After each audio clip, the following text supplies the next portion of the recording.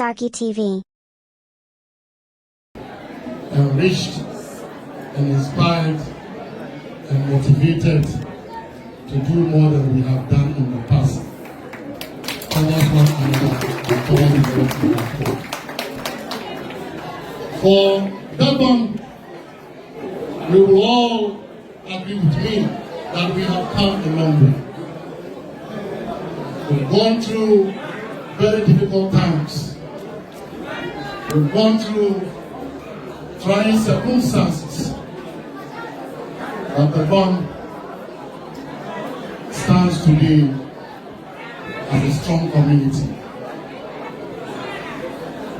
Our history over the last 20 years was not palatable.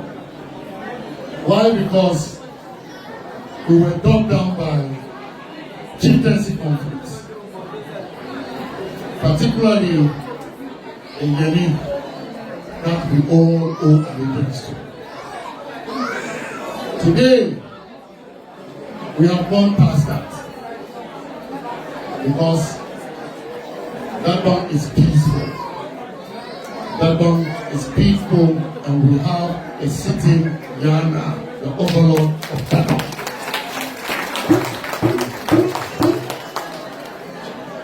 There are people who still harbor this unfortunate history of ours. But I know that for those of you who are here, you have gone beyond that. I remember when the Dagbon issue happened, I was in the US. Our brothers have contributed money to buy computers to take to schools in Dagbon. And because of that unfortunate incident, people started asking for their money back. That was a little of the effect we all felt.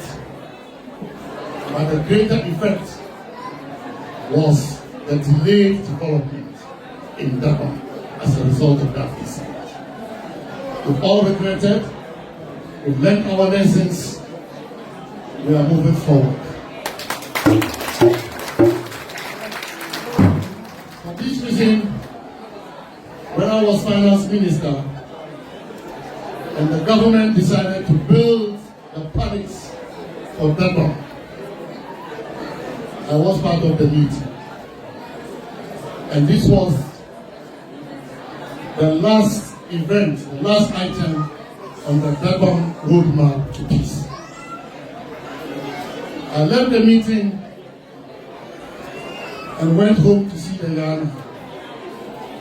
And I told the Yana my objection about the government building the Dagbon palace for us.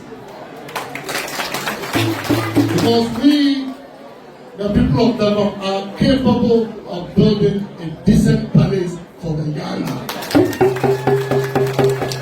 And under no circumstances should any government build a palace for the king of Dagbon. I did not stop there. I provided significant support. Significant support. If I mention the amount, we will all be shocked. For us to start building the palace.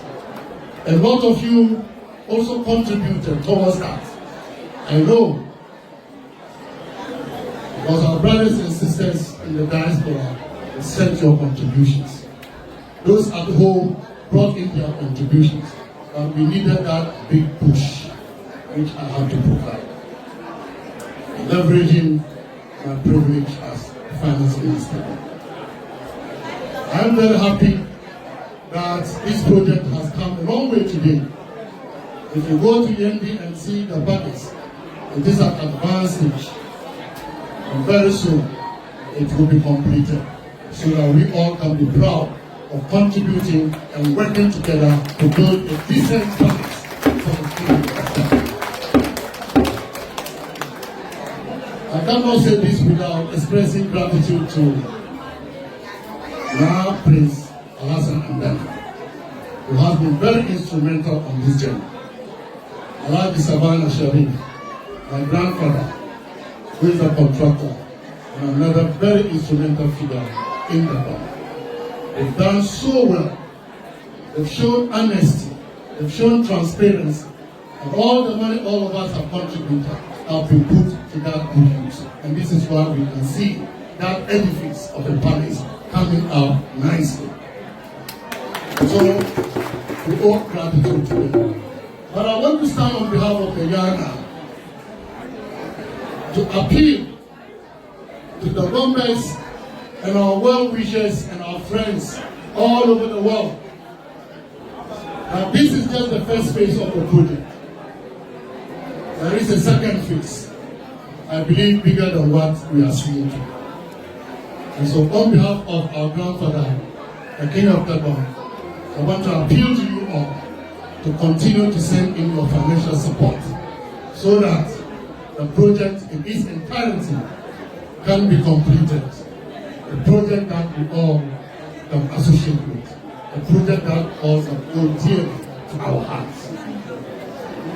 But the Prime Minister, our brothers and sisters, once we've gone through the peaceful phase of Dagbon, the next phase is the transformation of Dagbon.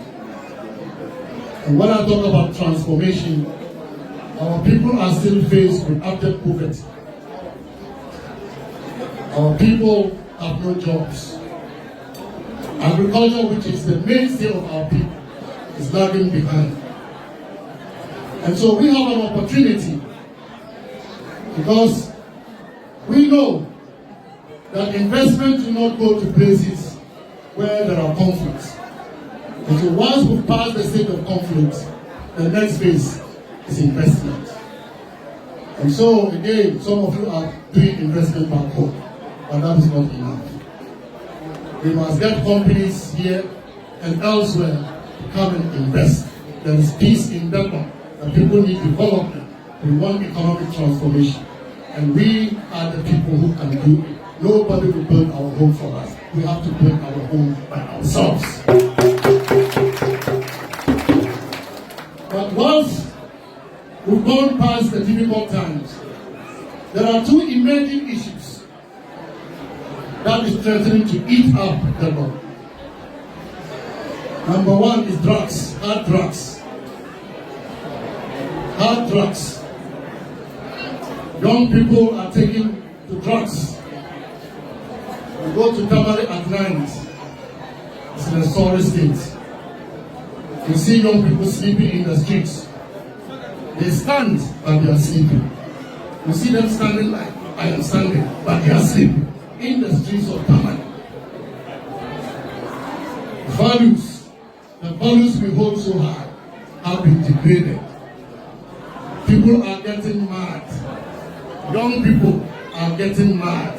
They are losing their brains to drugs. We have it too. If conflict didn't eat us up, my brothers and sisters are afraid that drugs will eat us up. And so, the determined efforts that we all apply to address conflicts, we need even more a determined effort to fight the menace of drug abuse. The other one is religious intolerance.